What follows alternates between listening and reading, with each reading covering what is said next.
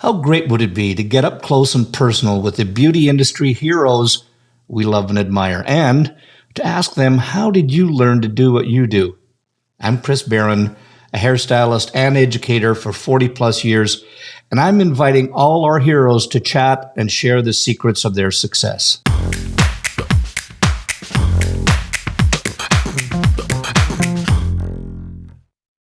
Well, welcome to one more week of CB's Headcases. And, this week I think is going to be an amazing one because the gentleman that we have on board here hailed out of Sheffield, England, and in my mind is a haircutting genius. He's a Sassoon protege. He was named Teacher of the Year in his, catch this, first year of working there. And he was a creative director at 22 years old. Now, 20 plus years later, we'll say. He's a globally renowned hair cutter. He's developed education content from some of the major manufacturers and brands. He is a two-time Hairbrained VMA award winner. He is the founder and co-founder of the Factory Salon out of San Diego, California, creator of the highly successful educational platform called Knowledge Destroys Fear. I love that name. So let's get into this week's head case, Mr. DJ Muldoon. DJ Muldoon. I mean, I see you everywhere. I first of all just want to say on behalf of Head Cases, welcome. It is a pleasure to have you on and to finally get to meet you face to face as we are. Thanks a lot, Chris. It's really awesome to be here. It's funny how we meet each other this way. But isn't that the truth? Here we are. I mean, you've been in the business now for 20 plus years, and I'll just leave the number for me alone. But, we on the road, we travel a circuit together. We see everybody. We're at the awards, blah, blah, blah, blah, blah, all that stuff and the gushy stuff. And yet we've got to have one of these so we can actually get to know one another. So I just want to say, I said it in the intro, and I'm going to say it again right now. I really truly think that you're a haircutting genius, and it's a pleasure. So I think we bear some resemblances in here in our past. Did I hear correctly that both your parents were hairdressers? My father, my dad. Oh, your dad. Yeah. My dad did the hair, and my mom took care of the money. It's just sort of that's like the relationship we have. In our family, we say, if it's got a picture, you give it to me, and if it's got a number, you give it to my wife, Rita. Brilliant. So tell me what it was like. I know what it was like for me, and a lot of hairdressers that are out there didn't have a parent that was a hairdresser. What was that like for you? It was really cool. I mean, I was born into it. He was already doing it for a long time before I came around. And I was very fortunate growing up. My dad did really well for himself and got pretty famous at it. And so I kind of reaped the benefits. I'm an only child, of all his hard work and all of that stuff. So, I was pretty involved. My dad had quite a lot of salons and a few schools, so it was a big deal. Wow. So, it's when people say, is this like your kind of like a career? I'm like, actually, no, it's actually my lifestyle. Yeah. It's just what we do. Yeah. So, yeah. So it's different. Was there ever a doubt that you were going to do it? Like, did you say I'll give you a little bit of the history. I mean, Lee Hill's produce. That's my son. He produces the show, etc. Oh, cool. And awesome. But it was, I still Lee is going to hate when I say this, but it's when he and my daughter Kim were growing up, they always saw me doing everything, and they said, they made a pact that we're never going to work as hard as Dad does, so we're not going to get involved in the business. But did you ever have that attitude? Did you just see what your dad was like and how hard he worked, or did that just pull you in more? It was really interesting because I just kind of lived that life. I was the son of the owner, and my mom was always there. So it was like, that was the lifestyle. Yeah. I never felt that I was going to be a hairdresser. It was never pushed on me. It was never discussed or anything like that. I think what happened for me is once I got around to that age where you start thinking about what you're going to do, then it kind of started to be always like, oh, well, I could just be a hairdresser if I wanted to. Yeah. We both know you don't ever just be a hairdresser, but that was the kind of mindset back then I had. It was kind of always something I could do. But no, it was never pushed on me. I enjoyed my childhood growing up in the industry and just enjoying being around it. Yeah, but it's interesting that how I guess I was just a super naive kid, and my mom was a hairdresser, and I always tell the story, so I'm going to keep it really brief. But I loved cars, and I was going to be a mechanic, but my mom said, "Do you want to be get into hair?" And I said, "Okay," so I couldn't get fired. But the reality is that attitude of just becoming, I can always be a hairdresser and get something else, or just, I think that was something I think that was permeated by our society, wasn't it? Yeah, for sure. Definitely. That was always kind of a back burner kind of career or something, wasn't it? Yeah. But I was fortunate enough to see that it wasn't like that. There was a lot going on in the behind the scenes. My dad owned a few schools, so I saw that side of it instead of just behind the chair in the salon and all that kind of stuff. Yeah. So yeah. Now, because I know that you eventually you were in Sassoon's, and I talked in your intro about your start there, etc. But did you work for your parent? Did you ever work for your parents first? Was that a No. So what happened was in 1990, I think, another large corporation of salons asked my dad if he would wanted to sell. Oh wow! And yeah, he'd always wanted to kind of live the dream and move somewhere warm. So he said yeah. So it took about 2 years to sell up the house and everything and all that. And we were originally going to move to the Caribbean, to Barbados. But that didn't work out because at the time there was a global recession. Right. So tourism was down in Barbados. My dad was going to own a hotel. He was going to do something different. And so that didn't work out. So we came to the States. And my dad didn't do hair when we came to the States. He did other things. He invested in one of his hobbies growing up as an adult. He obviously worked as a hairdresser, but his hobby was to go scuba diving. Oh, really? But scuba diving in England's not like the most glamorous thing, you know what I mean? Well, you're the temperature and all. Waters.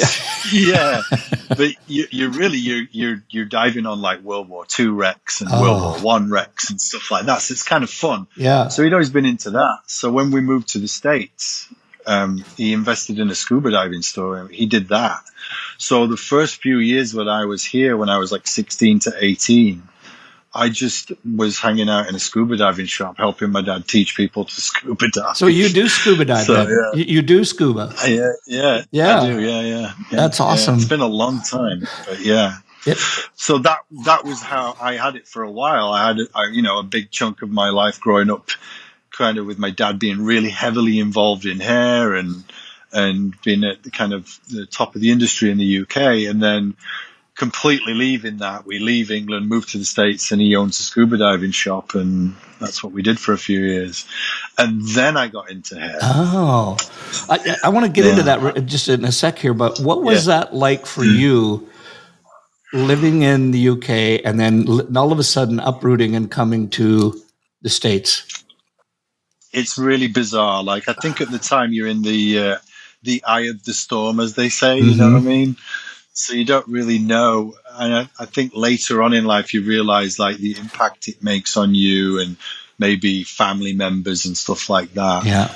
But at the time it was kind of surreal, because moving from a coal mining village in the north of England to, countryside to Southern California, and everything's available at any time, whenever you want, and just beautiful weather and beautiful people, very different culture to where I'm from. But it was difficult because I was probably at the wrong age to do that. I was 16, but so it kind of a little bit of a curveball thrown at me.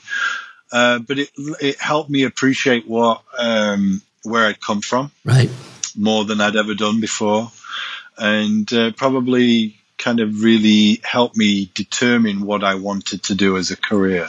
Wow. In what way? What was the catalyst for you? I didn't want to. School was different here, very different than it was in the UK. Like the process of what I would have to do to get a career in anything. Yeah. All I knew is that I didn't want to sit down at a desk anymore and go to school. So I didn't want to further that process. Yeah. So it solidified that for me, because I saw how serious that was taken here in the States. Like, it's such a big deal. Whereas in England, I thought people didn't really take that so seriously. Got it.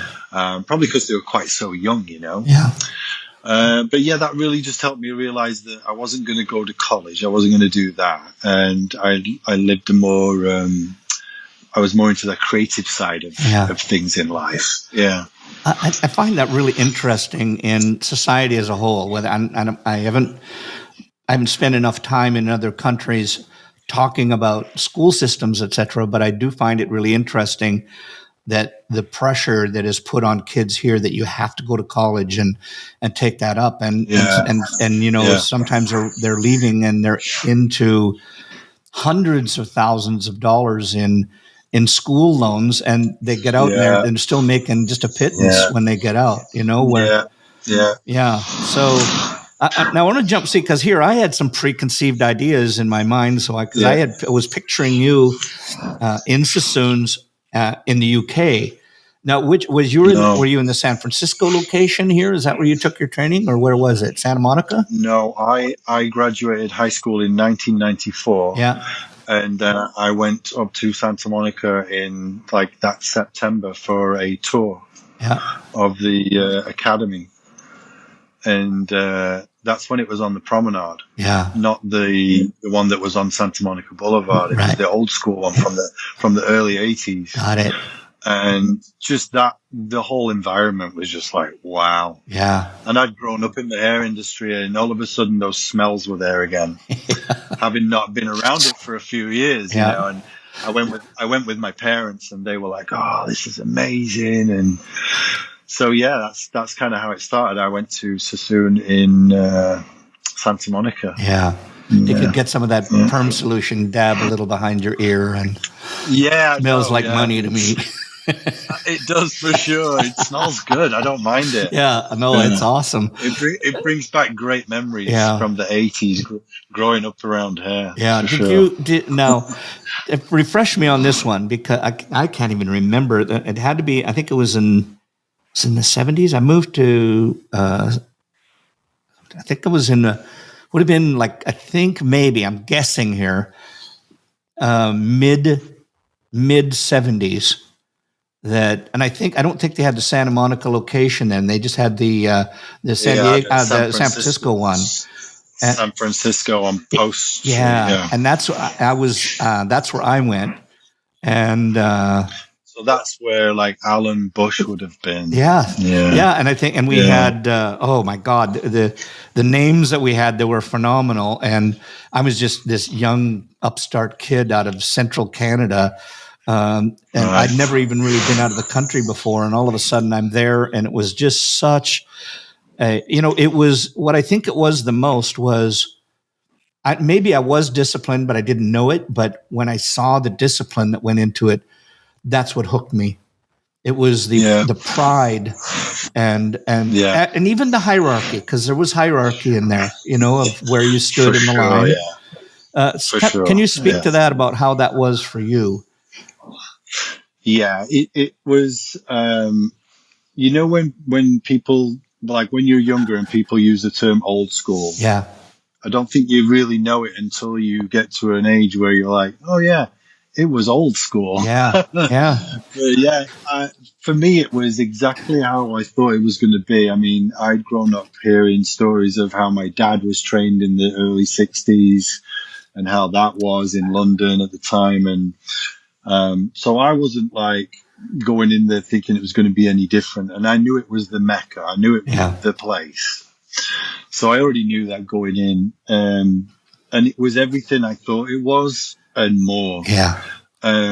It was very regimented, like you say. It was very, you knew your place for sure. Yeah.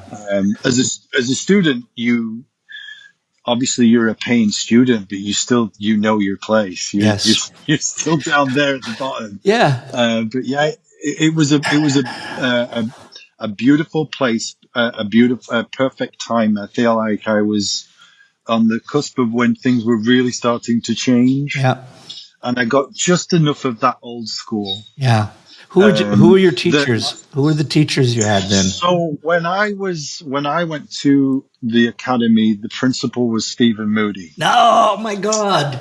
Yeah. Oh, I love Stephen. Yeah. And a couple of the teachers that were there when I first started, it was literally their first time teaching was a guy called Julian Perlingiro. Yeah. And a girl called Lucy Doughty. And they've gone on to become big artists themselves and that. But that was a time when we were just nobodies, really. Yeah. Cool. But you know what? I think that the takeaway that I got from going there was, and I'm kind of a buff on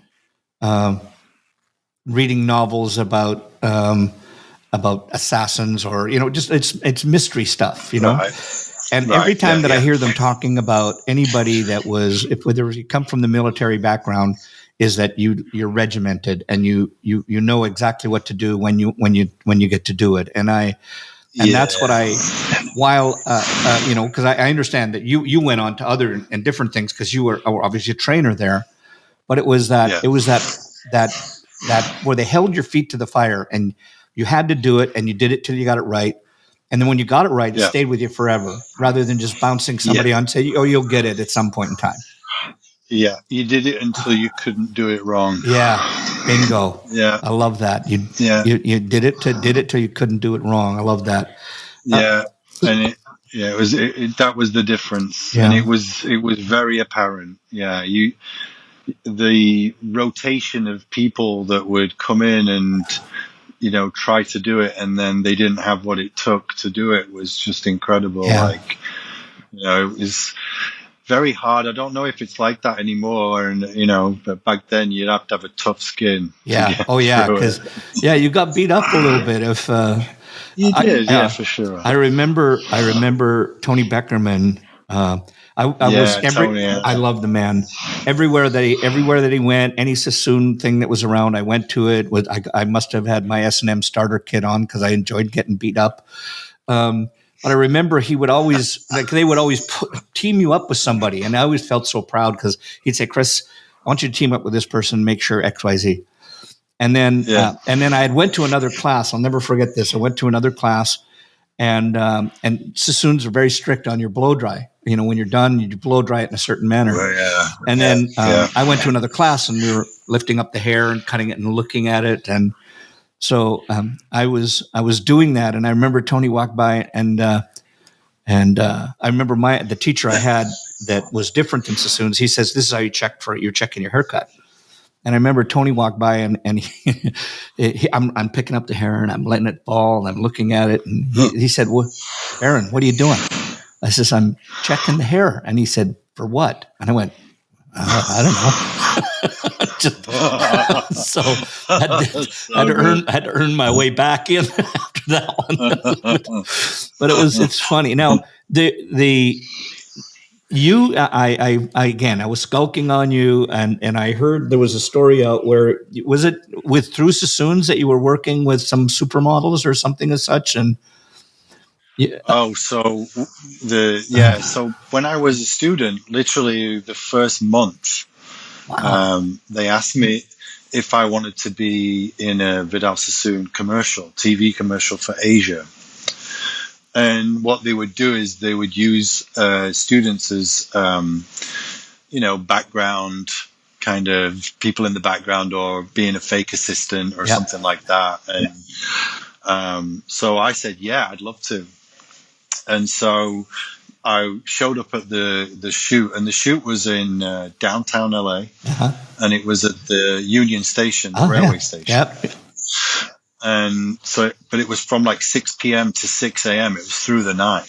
So they had it empty and at night and dark and everything. And it was just insane because I'd not been in America that long. And here I am like on a Hollywood set, basically. And you've got all the Airstream trailers. And it wasn't any kind of like commercial, you know, the models were actually supermodels. So we got one of the main models at the time was this girl called Rebecca Romaine, and her husband ended up becoming John Stamos. Anyway, you know, these were famous people at the time, and I was just like, wait a minute, what am I doing here? You know, this is crazy. But the coolest thing was you got all these famous people there, but Vidal walked in, and he had this like major aura about him, and to me, he was more famous than the other people there. Yeah. I'd grown up knowing about this guy called Vidal Sassoon and all this and that, and there he is in the flesh. And I couldn't give two. You know what's about the swimsuit model? Over here, it was like, here's Vidal, and he was getting his hair cut in the trailer. And so I'm just in awe, just like, wow. And I just remember like looking on the floor and going, oh, that's Vidal Sassoon's hair, you know, just like, here I am, you know, just surreal moment. But that was like 6 weeks into school. Yeah.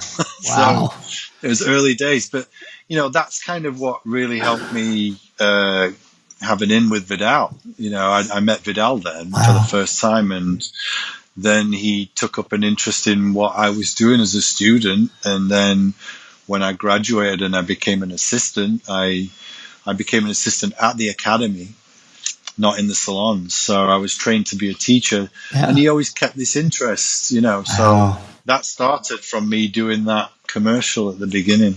Wow, that's amazing. You know, and I what scares me a bit is that, you know, because I think that there's, even though with all the media we have, et cetera, is that some of the heroes that we have in our life, like Vidal, it'd be pretty hard for somebody not to know. I mean, I don't know what rock they'd have to crawl out from that not to know who Vidal Sassoon was, because I think he was kind of I don't think there was anybody in our industry that was more famous than he was.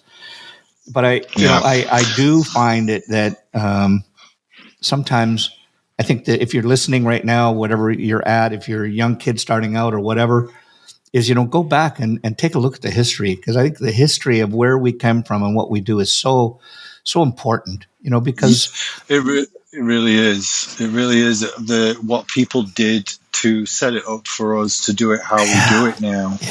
You know, we're indebted to these people.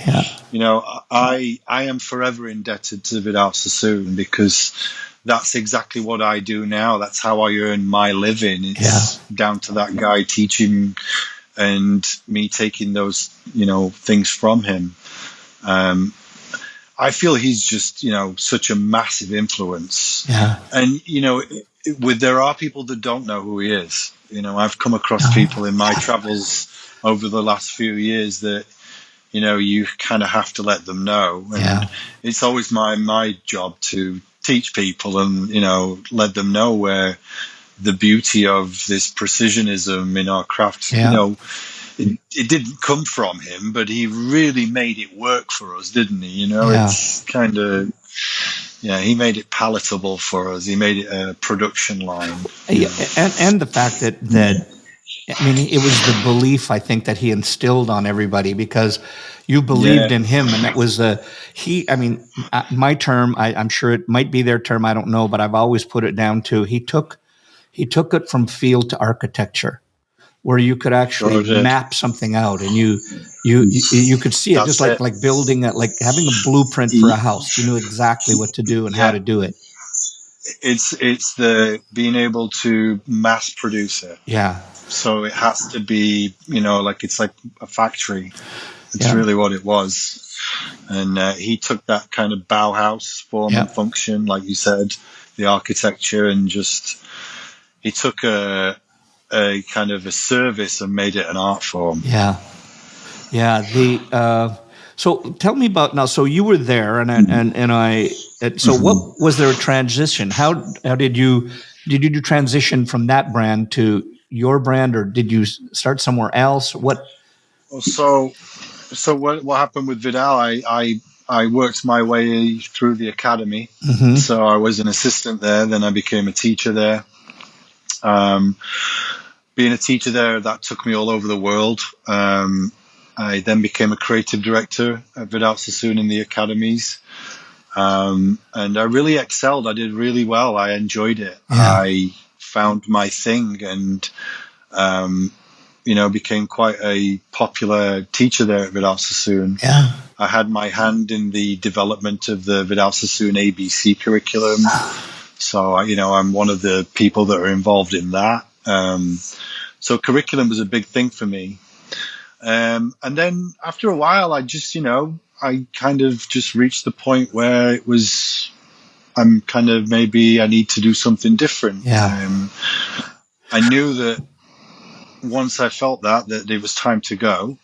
So I left Sassoon and I actually went to work with Paul Mitchell. Oh, yeah. And that's where I worked with Paul. That's where you would have met Ira. That's where I met Ira. And that's kind of where I first kind of would have started seeing you on the circuit, because I went from being someone that only did a few shows a year, the big ones that Sassoon would do, Sassoon team was always very isolated. Do you know what I mean? Yeah. So you wouldn't really see much of everybody else. But when I did see people, I always saw the Chromenes team. Yeah. So when I left Sassoon, I went to work. I came down here to San Diego. I moved back down here, and I went to work with Robert. And that's how I got involved with Paul Mitchell. That's how I met Ira and the team. Yes, I worked for Paul Mitchell for 8 years, and I traveled extensively, and I worked really heavily with the schools and wrote their curriculum that they use in their schools. It's awesome. So had a good time there. And then I went independent. Yeah. So tell me about, that's the part that I think when I hear educators, number one, but also people that got into hair, and whether they wanted to work in a commission or whether they wanted to work just as an independent, there's still a difference when you're putting your brand together. I want to know two things. What was that like for you? And then I want to lead that into that, how you came up with that knowledge destroys fear. Yeah, well, having left Sassoon, when I was at Paul Mitchell, I was super not isolated, but there wasn't very many Sassoon people in the Paul Mitchell world. Yeah. So I was always doing my thing, I wasn't doing their thing. So it took a while for my thing to become part of the Paul Mitchell thing. And, eventually it did. And as that process was happening, I was developing what would later become Knowledge Destroys Fear. Yeah. The first thing we did, I called the class Common Knowledge. So you go to Vidal Sassoon and you take a classic course. Yeah. Well, I wanted to call it Common Knowledge, so that we could all get this kind of understanding of what's what. And foundational stuff. Yeah, foundational stuff. And, the knowledge is power saying was always a thing that you would hear. Yeah. I'd never been exposed to much like motivational stuff at Vidal Sassoon. Yeah. You'd have the odd thing with Win Claybar. He'd come in and do his exercise. Yeah. But then when I went to Paul Mitchell, I was in Win Claybar's world. I was around all of this extra education and knowledge for myself as a person, not just the hair stuff, the business side, the wellness side, the, strategies and marketing. And I always getting in your head in the right place. Yeah. And I always heard knowledge is power. And obviously I was maturing and getting older. And, I always, to me, this industry was just like being a musician. Yeah. It was art.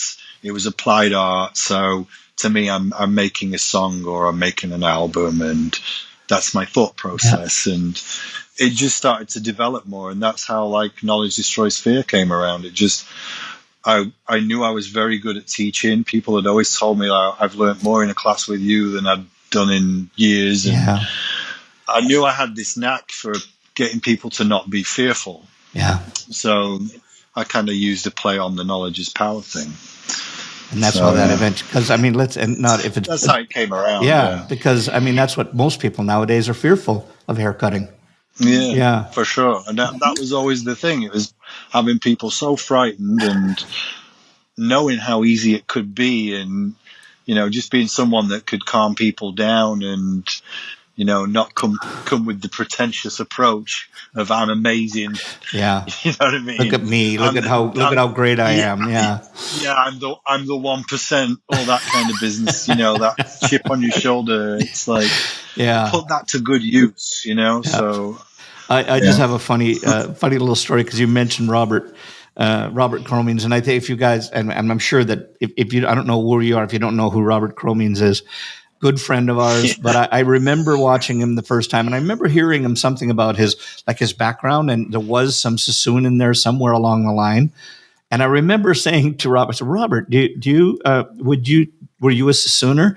And he looked at me and he said, when you look at my work, to Sassoon, I would be the Antichrist. Yeah. And I always remember that line. But he's such a good guy and such a great way of giving knowledge out to people, etc. So how did now? So okay, now you own your own business. You've got your own brand started. Yeah. And when did that? When did that transition happen? So that happened in 2008. I stopped traveling and doing platform work for Paul Mitchell. Yeah. And I just written the Paul Mitchell cutting system. So I took that around the world for a couple of years. And then I was like, I think I'm ready for the next thing. I'd done almost a decade at Sassoon, almost a decade at Paul Mitchell.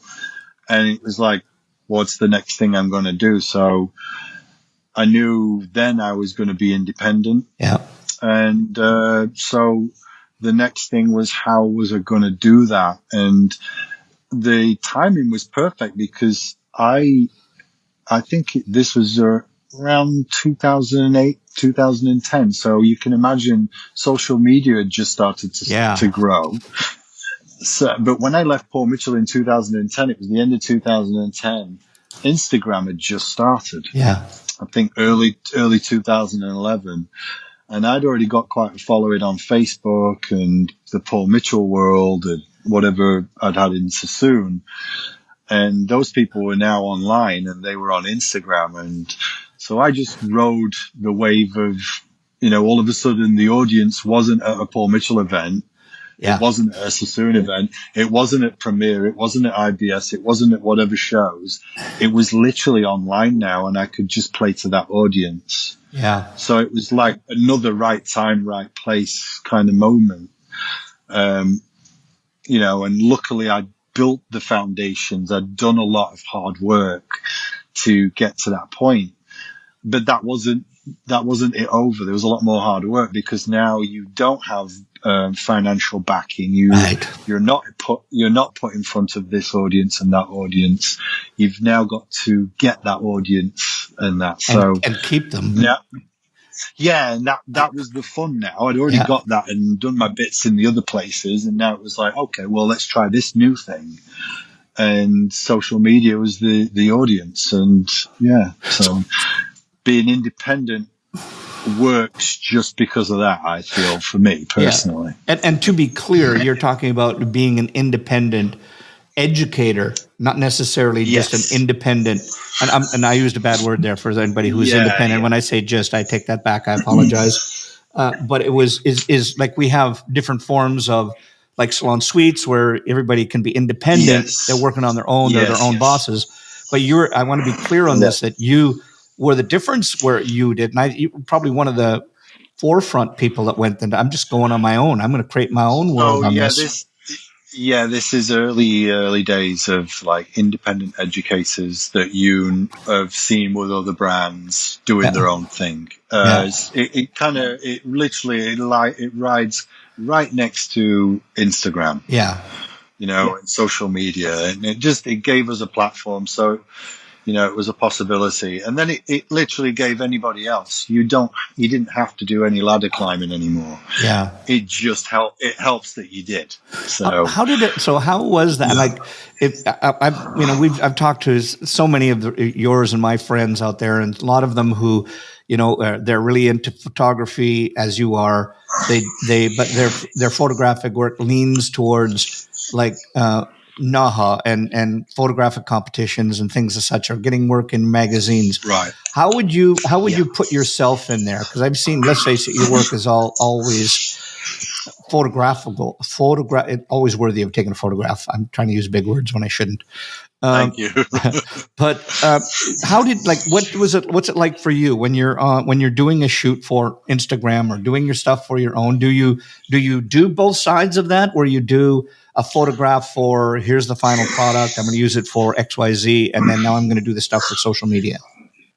Well, the process of how things are done, I'd been raised in the Sassoon world of how you do a shoot, and then I'd gone into like Paul Mitchell world, which was a completely different. Now you're doing shoots for Vogue and all these magazines, or the work's going to be in all these magazines, and you're using a huge photographer and all that kind of stuff. And I'd never been exposed to anything like that. So I saw the process of how you make a collection, and then how you take pictures of it and stuff like that. And I've never been that hairdresser. I've always been a teacher. Yeah. And so I've always taken things and looked at things and how they're done, and looked at, well, how can I utilize that in my world? Yeah. And once I started to get into documenting like videography and stuff, because, in the Paul Mitchell era, myself, Robert, and Takashi Kisamura, love him. We did our own production company. And what was it called? What was that called? We called it a mullet production. Right. Yeah. And it was quite a cult thing, because no one was doing it. We were kind of one of the first at that, as far as like that time period. And so we started filming everything for Paul Mitchell, because, you've been in a shoot, a corporate shoot, and you've got all these people that don't do hair. Yeah, telling you what it should look like. Telling you what to do and what time schedule you've got it to be done in. And then you get to the voiceover and you realize they've just edited every bit that you needed out of the video. And so I said to Robert, I'm like, why don't we do this? Yeah. We'll buy a few cameras. Me and Takashi will self-teach ourselves how to use Final Cut. And that's what we did. And then we ended up doing all the major shoots for Paul Mitchell for a while. Yeah. So I'd been into that, but I never really loved the photography side of it. And I feel that was just because, me personally, I was a teacher. Right. I liked the education, the tutorial part of it. So once I started making videos for social media and my brand, I realized that what's missing is like really cool education tutorial, how to do this haircut, how to do that haircut, kind of stuff. Yeah, that's it. I find that's really interesting. And I think there's the society, our hairdressing society is leaning as much to that and more than it is all of that other stuff now. Yeah. So, because they want everything quick and fast now. You don't want to be showing a haircut over 30 minutes, as you would have to do if you're on stage. But it really is, it's great for that. This episode is sponsored by the Salon Associate Accelerator from trainersplaybook.com. Are you struggling with the time and cost of associate training? Do you feel like your salon is running you? We'll get your associates on the floor, all with 90% less time from you, so you can get back to building your business. Get them world-class design, finishing, color, and client care skills they'll use every day for the rest of their career, while you focus on realizing your vision. Go to trainersplaybook.com and get the Salon Associate Accelerator. And now, back to the show.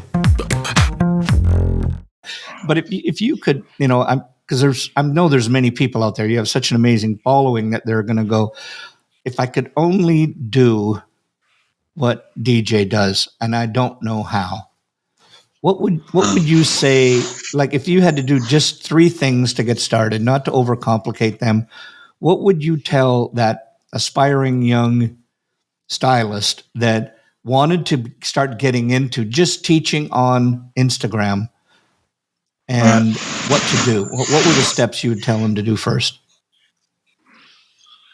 Well, the first thing if you're doing it on your own, the first thing you gotta do is just make a video. Right. Just film yourself. Yeah. Just do it. Do it. Like I said before, do it till you can't do it wrong. Just do it until you like it. Yeah. And post it. You know, you can use Instagram, you can use YouTube, you can use anything. Just put it out there and just start. Yeah. Obviously, there's all the psychological things that come with it. Like you just have to get over everything and just do it. You know, tougher. You have to get a little bit of a thick layer built up. Yeah. And just do it. You know, make the videos. But you know, I always say, like, to anybody starting out, find the people that you want to be like, and go hang out with them. Yeah. Do you know what I mean? Go be with them, those people. Go do what you want to do with the people that are doing it. Yeah. That's where you're going to learn, isn't it? Well, you know, if you think about how we are, we're still very tribal. Yeah. You know, it's probably one of the oldest human instincts, but we're still very tribal, whether it's sports or whether it's cutting hair or coloring hair, you know, whether it's filming it or taking pictures of it. It's once you found your crew and your people, then things just move better, don't they? Yeah. Do you on your videos? Do you tend to? Would you say that they should just shoot and talk at the same time, or shoot your video, cut it, and then talk? What would you tell them to do? Well, you know, it depends on what you're comfortable with. Yeah. I would, you know, early days for me, I cut first and then you go in and do a voiceover. But I'd be in a studio sat next to Robert Cromeans who could talk a wall to sleep, you know, and no problems. Yeah. And I don't have the ability to talk like that, but you know, not everybody has that confidence. Yeah. You know, people get anxiety when you put a microphone in front of them. So, you know, what I do is I do a mixture of stuff because people learn in different ways. Yeah. And people's sensories are different. You know, I'll do a video that has just music. There's no words. Right. I'll do a video that's got music and it's got subtitles. Yeah. Or I'll do a video that's got me talking, or Yeah. I'll do a video that's got multiple camera angles and me talking, or you know, just different flavors for whatever anybody wants and how they learn. So, yeah. And sometimes it's just get off the pot and do it, right? Just Exactly. You literally have to do it. Take your camera out, for God's sake, and just set it on a stand and shoot. I remember watching a video. This is when a lot of people were just starting with rough stuff just to put out. And I remember I didn't take their advice, but I just remember they said, it doesn't matter if you make a mistake. Just keep going. Everybody nowadays watches so many things on YouTube, on TikTok, etc., where they're making mistakes. They don't care if you make a mistake. Yeah. Just keep going. It's so true. Yeah. Exactly. Whereas the thing was never to show the mistake before. Yeah, that's right. You know, and it's like, that goes back to like when I was talking about before, like hearing all those sayings, knowledge is power. We don't make mistakes, we make discoveries, right? Yeah. So it's like we're going to learn from everything we do. Yeah. You just have to literally get over yourself and do it. Yeah. The hardest part is yourself. It really is. Yeah. You just have to do it. Yeah. It's just a personal opinion, but I often blame society based on that we're so afraid to make a mistake just because we're seen so differently if we make one that we don't even try to make the mistake anymore. And if we just get off our backside and just do it and make mistakes, so what? The world is not going to crumble around us. You're human, and it just shows everybody like, oh wow, they're just like me. Yeah, you know, everybody's going to do that. Was there mistakes that you made at the beginning? Oh yeah, there must have been loads of mistakes. I think one of the, you know, not listening. Yeah. That was a big thing for me, not listening. I kind of winged a lot of it. Yeah. But again, I was in the right place at the right time. Yeah. I had the right people showing me the right way. Yeah. At the beginning, that's what we Until had my to do. brain, until your brain catches up, and then you're like, oh, okay, now I actually have this and I can do this. But there's so many mistakes. Making videos, I made so many mistakes. I remember some of the early mullet production videos we made.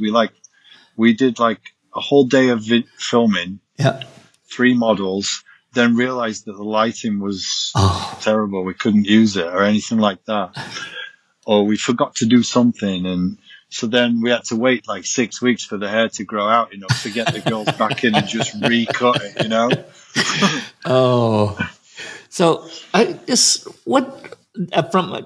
just from a personal level, for you, DJ, what pushes you? What pushes me has always been my peers. The people around me that are doing this. I've lived in a very isolated world as far as being an independent educator. Everything's pretty much by yourself and that, but it's not like I'm the only one doing it anymore. There's a lot of people doing it now, and it's a lot of the people that I used to work with. Yeah. So I look at, platforms like Hairbrained. Yeah. These are all friends of mine that I used to work with, a lot of them. So I'm watching what they're doing, and that's pushing me further into what I'm doing. It's interesting, because even what you said there, it makes me sad to a degree. Because when you say I'm independent now, and and maybe it's just because you're not around them and whatnot, but I just, I think our industry for so long, we've always had that, oh, you're with this company, or where are you with this, or you do this and I do that. And I think it fosters this, I don't know the word I'm looking for, this separation when we're still bloody hairdressers, so, and if it's hairdressers teaching, why can't we help one another? It's true. Yeah, it kind of made me sad, but so just notice that. I feel that the term independent educator now is a little different than what it used to be.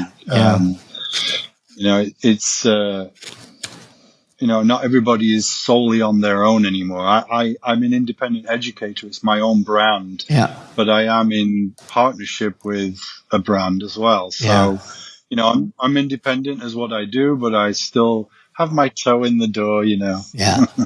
Well, listen, if anything ever that I can ever do or help with, whatever that might be, I've always got your back. I think that we have to start saying, look, we just got to help one another. What about mentors? If you had to put yourself down was there mentors, things that helped to shape you the way you are now? And obviously, for sure, Sassoon. I'm going to take a wild stab. Yeah. Vidal was a big one. I was very fortunate to get to know Vidal a little bit and have him mentor me. So that was very special. But my biggest mentor is my dad, my parents, my mom. Yeah. They're the ones that set it all up for me and gave me an example of what the industry is. Yeah. Robert was a good mentor. He showing me different things. I've had some really quality mentors. Stephen Moody was a huge mentor for me. And then I have really amazing friends and peers in the industry, and they're all mentors to me. Yeah. I take my hat off to all the people that are out there, and I think I just always believe that if we came from a place of abundance rather than scarcity, we'd be just willing to help everybody along, and knowing that just because I remember and this would have been, oh my God, 70 something. We were at Hair World, and there was all at that time, Sassoons were there. Charlie Miller's team was there. Right. I don't know if the Rusks were there at that time, but that was in Austria at Hair World, and everybody was doing their show, and I was there with Redken, and I just remember I remember because I was good friends with Charlie, but everybody had their booths and everybody had closed doors. It wasn't like the pipe and drape stuff that you had now. They had doors, Okay. and then you had to open the doors, knock on the door, and everybody was very secretive. If you went to somebody's door, they'd knock just in case they were working on something that they didn't want you to see. They'd just Right. open the door and you'd see this little narrow slit, and somebody would say, "Oh, what? Oh, no, you can't come in." But I remember this shows you where I stood in the line of duty at that time. I remember Charlie and the team were in the room, and I knocked on the door just to say hi, and the door opened a sliver, and they looked in, and I remember this was oh, come on. India and okay, oh God, the son came to the door and he turned around and looked down the room. He said, "Oh, it's okay, everybody. It's just Chris." So I went, "Okay, apparently I'm not a threat to anybody in here." But it was funny. But the reality is everybody was very secretive about their work, especially if they were doing avant-garde, etc. And Yeah. yeah, I've always come from a thought that if you hang on to an idea, then the universe won't reward you with another one. It'll just make you stick with Right. that idea, and you get stuck. Yeah. So that's what I Yeah. love about people like you is that you take the things that you do, the things that make you better, and you actually give them away. Thank you. Yeah. I feel that, that there's another saying that success unshared is failure, right? Yeah. Oh wow, I'm going to write that one down. That's amazing. I had not I'm heard full that of them. before. Yeah, I'm full of them. Yeah, I'm a fountain. Just like me, I'm a fountain of useless information. You know, people see you, DJ. They see the work you put out, but they don't see sometimes the other people like yourself. They don't see the crap that we had to crawl through to get to where we are. Right. What was there any setbacks that you had in your career or rough patches that you have to go? And the reason why I like to talk about this because simply is that everybody else out there knows that you and I have them. Then it seems okay that it's okay for them to get through it when they do too. So. Oh, for sure. Yeah. I mean, I had a major personal life issue that got in the way of my career. That I had to get over. I went through a divorce. Oh, sorry to hear that. We go through things, don't we? It's part and parcel of life and how you kind of navigate through. And, mine was kind of industry based and it was a big deal and kind of why I'd left Paul Mitchell and why I became independent. Got it. So it helped me get to where I needed to go. It kind of gave me the fuel to, navigate the waters that I was now in and trying to get through. Yeah. But yeah, I mean, that's the thing. I don't think there's one of us that have not been through something in life or had a career setback or a life setback. And yeah, you just have to, like you said before, you have to just do it and get on with it. It's like nobody's going to do it for you. So yeah, it's not like a gas pedal that you just keep pushing down and down and down. It's got to come back up and off again, down again, and for sure. And that's what I remember. Yeah, go ahead. Sorry, I didn't mean to step on you.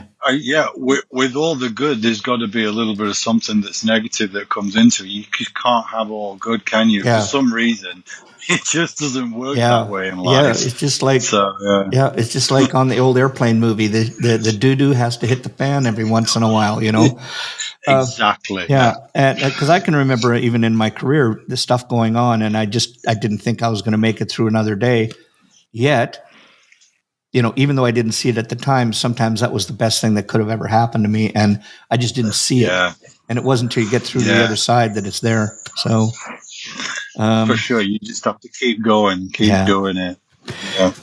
DJ, I'm going to hit on to we're just about at the end of our time here, and I don't want to. You've been so gracious with your time, and I just want to hit out our rapid fire questions, and cool. And so. I know this one's going to be. I'm interested to hear your answer on this one. What turns you on in the creative process? The creative process, I would say the kind of it's endless. The limit, you know what I mean? The possibilities. Your creative process. There's no like, oh, you can't do this, you can't do that. Yeah. It's whatever comes up in your head. Yeah, I love that. It's like one of the few industries that you can do that. Yeah. Your creativity is only limited by the images that come up in your brain.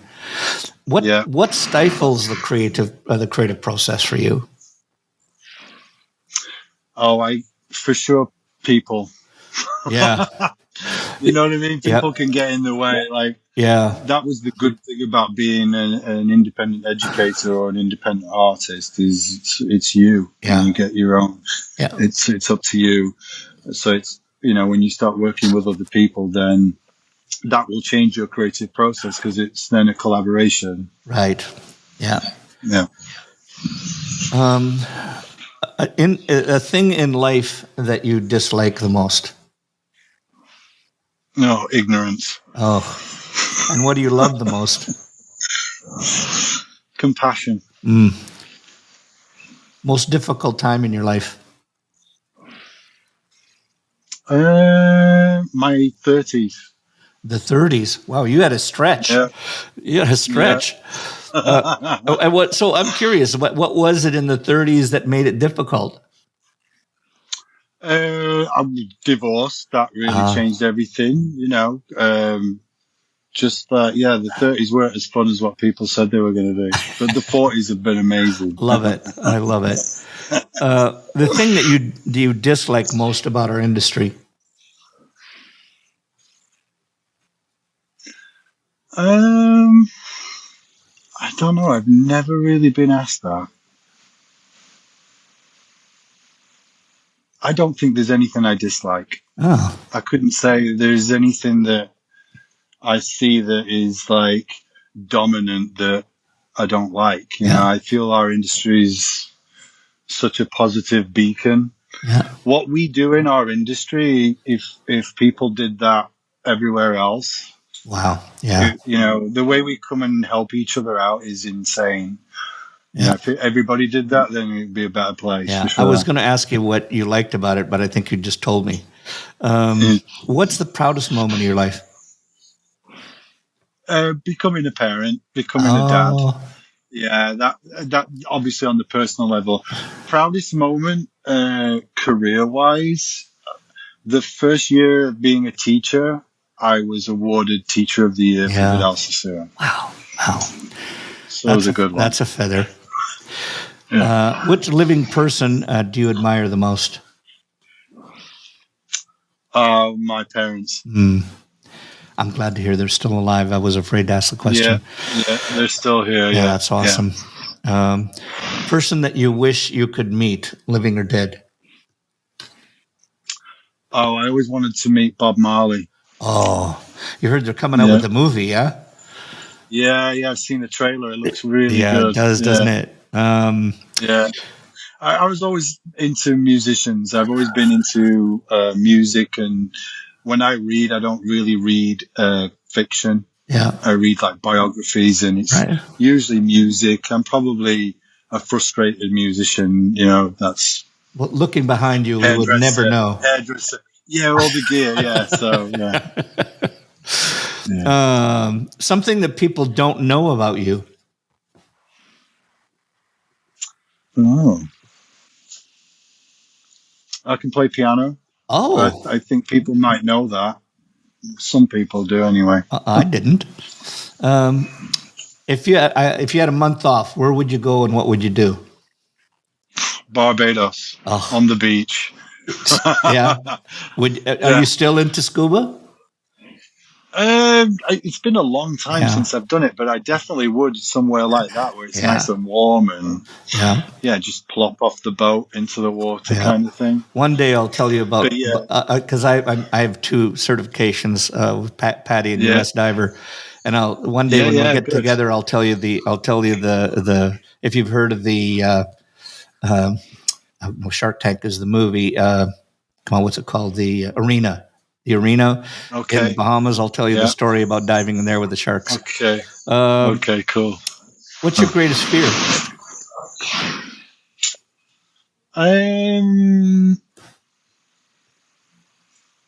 think my greatest fear is rejection. Oh, Yeah, I feel I don't do good with that. Yeah, I'm with you. But again, we have to have a thick skin, don't we, as hairdressers, because we deal with that. But yeah, I'm not really.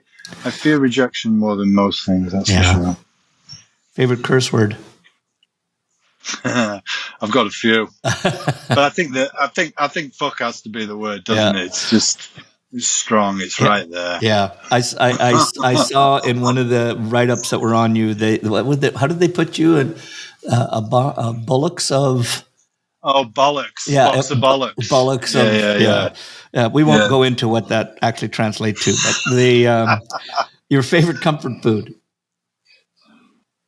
Oh, my favorite comfort food would be a full English breakfast. Oh, blood sausage. Oh yeah, all of it. Oh yeah, beans and eggs. Beans, eggs, a lot. Yeah. There you go. If you could change one thing about yourself, what would it be? Oh, I would get a bit more hair back in these areas. That's right. Well, mine is skidded partway down my back now, so I feel you. I've got that back there too. Your most treasured possession. My most treasured possession. I've got something that's pretty valuable. My grandfather was a survivor of the Dunkirk invasion in World War II. And anyone that survived that's got a medal. Wow. And I have that. Yeah. Oh, well. So that's quite a prized possession to have. Yeah. I, for everything that he did, etc. I mean, all of us are so much in debt for that. Yeah. And God bless him for that. It's pretty cool. A mate of mine in England, Mark Woolley, he owns Electric Hair. I know him. I was at his house. He's a good mate. And on the wall, he's got a little plaque there, and he's got his grandfather's medal, the same exact one that I've got too. So that's awesome. Yeah, pretty cool. Yeah. Something in the industry you haven't done, but you'd like to. Oh my God, I'm really fortunate. I've pretty much done. What have I not done? I guess I've never entered NAHA. Well, you should, mate. I should probably have a go at that. Yeah. Listen, Stephen Moody can do it, so can you. Exactly right. Yeah. If you had one do-over, I mean, everybody always says, look, I wouldn't do anything different because that would make me different than I am. But yeah, that's not acceptable. One thing that you would do over if you could do something over in your life. I would go back to when I was at school. I would definitely pay more attention. Oh, it's interesting. I just did we did a webinar today for students and educational teachers, etc. And that was one thing that just came up was when their education about being more attentive while we were there. But that's there's reasons why I wasn't into it back then. But yeah, I mean, if I went back there with my head now, I'd pay more attention. Yeah. Okay, tomorrow you couldn't do hair or anything to do with the industry. What would you do? I would cook. Oh, you and I will get together. I love cooking. Oh, yeah. That and a glass of wine would be wonderful. Yeah. Isn't it funny how hairdressers like to cook? Yeah, I think, to me, it's solace. It's therapy. It's putting, I'd never cook I will try a recipe every once in a while if I really like it, but I smell, taste, look. And it works sometimes, doesn't other times. If you had one wish for our industry, what would it be? I would just make everything accessible to everybody. Yeah. Wow. Whatever one person gets, everybody should get kind of scenario. Yeah. I feel like education should probably be the same across the board. I'm going to shake your hand on that, brother. Wouldn't it be nice if everybody just got together and said, look, I'll give up all my shit. You give up your shit. Let's just, what is it called? What do we name it? Everything is the same across the, Yeah. Anyway, listen, That would be good. how do people get a hold of you? If they want to come to one of your classes, they say, hey, I want to just even DM with you, get a hold of you, watch your videos. What do they do?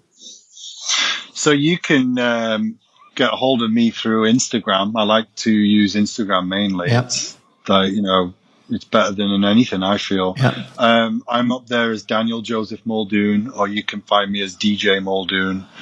And then you can find my other page, which is Knowledge Destroys Fear, and that's just, full on haircut and education. Yeah. But yeah. You know what? I always believe in celebrating wins.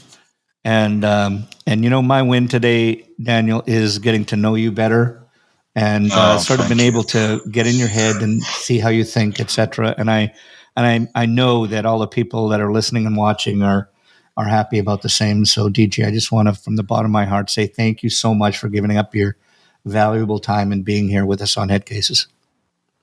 Thank you so much. It's been an honor. It's been, such a pleasure to get to know you in this hour that we've been together. Yeah. I can't wait to see you in person now. It's going to be, we'll make it happen, pal. We'll make it happen. Yeah, like I said, anything you ever need from me, I'm only a phone call away. Mate. Thank you very much. It's been an honor. Thank you. Cheers. Cheers.